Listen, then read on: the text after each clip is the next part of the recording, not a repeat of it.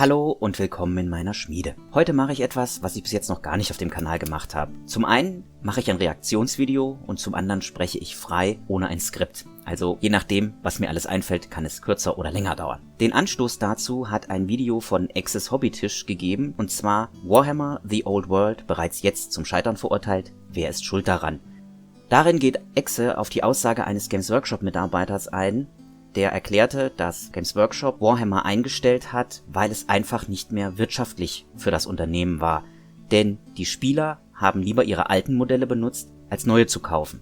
Mir sind dazu jetzt auch noch ein paar Punkte eingefallen, die an dieser Stelle vielleicht auch noch in die ganze Sache mit reinspielen, gerade wenn es um The Old World geht. Natürlich weiß jeder, dass für ein gewinnorientiertes Unternehmen die Wirtschaftlichkeit eines Produkts wichtig ist. Exe stellt sich nun die Frage, sind wir vielleicht alle zu geizig geworden, um noch in die alte Welt zu investieren oder das Geld auszugeben? Exe bringt dann ein schönes Beispiel aus dem Bereich der Sammelkarten, wo es darum geht, dass eine Karte, die er Mitte der 90er Jahre bekommen hat, mittlerweile sehr viel wert ist und scheinbar auch sehr gut. Ich selber habe nie Sammelkarten gespielt, von daher kann ich das auch nicht beurteilen. Auf alle Fälle, Spieler, die diese Karte haben möchten, erstellen sich eine Kopie, kleben sie auf eine billige Karte, ab in eine Kartenhülle und damit können sie auf demselben Niveau spielen wie Exe, der diese Karte besitzt. Sie benutzen also den Proxy, so wie es wahrscheinlich ganz viele von uns auch im Figurenhobby tun. Allerdings muss man hier einen Unterschied sehen.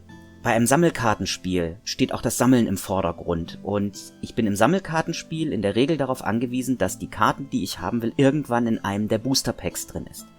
Im Figurenhobby gehe ich nicht in einen Laden und sage, oh, ich kaufe mir eine Überraschungsbox und hoffe mal, dass da die 20 Pikeniere drin sind, die ich brauche für mein Regiment, und bin dann enttäuscht, wenn ich wieder 30 Nachtgoblins bekomme. Nur als Beispiel übertrieben gesprochen. Von daher passt dieses Beispiel für mich nicht ganz. Denn in der Regel wird im Figurenhobby auf einen Alternativhersteller dann ausgewichen, wenn einem das vorhandene Modell nicht gefällt oder wenn es das vorhandene Modell überhaupt nicht mehr gibt.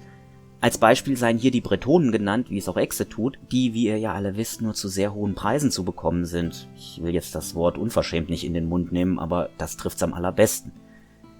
Also weichen diejenigen, die diese Modelle haben wollen, zu Alternativherstellern aus, was ich auch getan habe. Das hat dann aber nichts mit Geiz oder Sparsamkeit zu tun, sondern einfach nur mit dem Vorhandensein eines bestimmten Produkts. Bleiben wir einfach beim Beispiel der Bretonen. Die Bretonen gibt's von Games Workshop nicht mehr. Also ist jeder, der gerne Bretonen spielen möchte, aus welchen Gründen auch immer, darauf angewiesen, einen Dritthersteller zu finden. Sei das nun gedruckt, sei das von einer Miniaturenmanufaktur, von egal wem. Er ist darauf angewiesen, sich diese Modelle woanders zu besorgen.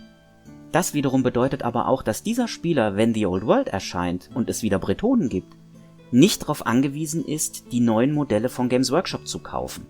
Weil er ja bereits eine Armee aufgestellt hat unter Umständen. Vielleicht wird er auch noch Modelle von GW kaufen. Aber in erster Linie braucht er das Regelbuch für The Old World und er braucht ein Armeebuch. Und das hat dann nichts mit Geiz oder Sparsamkeit zu tun, was diese Person macht, sondern schlicht und simpel damit, dass es Games Workshop nicht gelungen ist, in einer sinnvollen Zeit ihr Spielsystem auf den Markt zu bringen. Denn wenn wir mal ehrlich sind, viel wissen wir bis jetzt nicht über The Old World. Es gibt eine Landkarte mit ein paar Namen und ein paar Artworks.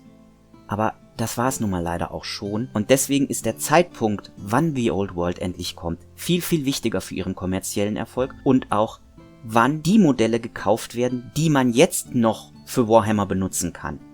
Denn alle Modelle, die jetzt gekauft werden, später aber für The Old World benutzt werden sollen, werden nicht in den kommerziellen Erfolg der Old World eingerechnet werden, sondern einfach in das laufende Geschäftsjahr. Und da kommt dann auch wieder der Punkt dazu, wie viel haben die Spieler sich bereits bei Alternativherstellern eingedeckt und wie viel müssen sie wirklich noch von Games Workshop kaufen? Was wiederum, was ich bereits gesagt hatte, nichts mit Sparsamkeit oder Geiz zu tun hat, sondern damit, dass die Produkte, die Kunden gerne haben wollten, nicht verfügbar waren. Ein Beispiel dazu kann ich aus dem historischen Tabletop bringen. 2012 habe ich mit der Napoleonik angefangen und eine westfälische und eine britische Armee aufgestellt. Jetzt gab es zu dem Zeitpunkt keine schwere britische Kavallerie aus Kunststoff, sondern nur Metallfiguren.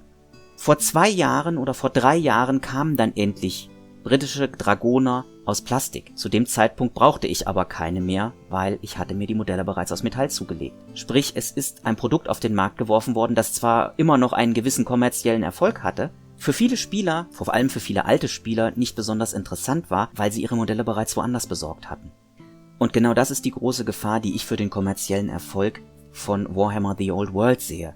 Wir Veteranen, wir haben unsere Armeen. Wir haben auch meistens nicht nur eine und wir haben auch meistens nicht eine kleine oder mehrere kleine. Unsere Armeen sind meistens sehr groß, weil wir seit Jahren sammeln. Ich habe Ende der 90er angefangen und bin jetzt seit fast einem Vierteljahrhundert im Hobby drin und da sammelt sich nun mal einiges an. Das darf man nicht vergessen.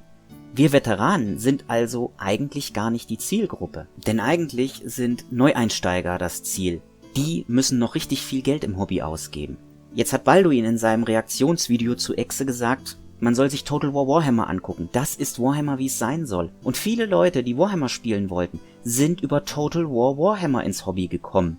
Standen dann allerdings vor Age of Sigmar, was ja mit Warhammer nicht viel zu tun hat. Jedenfalls nicht mit dem, was sie erwartet haben. Wenn diese Leute nun Warhammer spielen wollten, dann sind sie entweder in eine der älteren Editionen eingestiegen und haben sie auf dem Gebrauchtmarkt oder bei Alternativherstellern eingedeckt. Was an dieser Stelle wieder nichts mit Geiz oder Sparsamkeit zu tun hat, sondern einfach damit, dass unter Umständen die Produkte, die sie haben wollten, einfach nicht beim Hersteller ihres Spielsystems verfügbar waren. Oder es gab noch Modelle, allerdings haben die der betreffenden Person nicht gefallen. Exe hat das Beispiel gebracht, wie viele Modelle es noch gibt, die Games Workshop für Warhammer nutzbar produziert. Ja, das stimmt. Wenn mir diese Modelle aber nicht gefallen, interessiert's mich auch nicht. Denn die wenigsten von uns geben, glaube ich, Geld für etwas aus, das ihnen nicht gefällt, um sich damit in ihrer Freizeit zu beschäftigen. Das Hobby soll ja schließlich Spaß machen und ein Ausgleich zu etwas sein. Zum Abschluss komme ich dann wieder auf das hinaus, was ich schon gesagt hatte, nämlich der Zeitpunkt, wann die Old World erscheint, ist entscheidend für den kommerziellen Erfolg.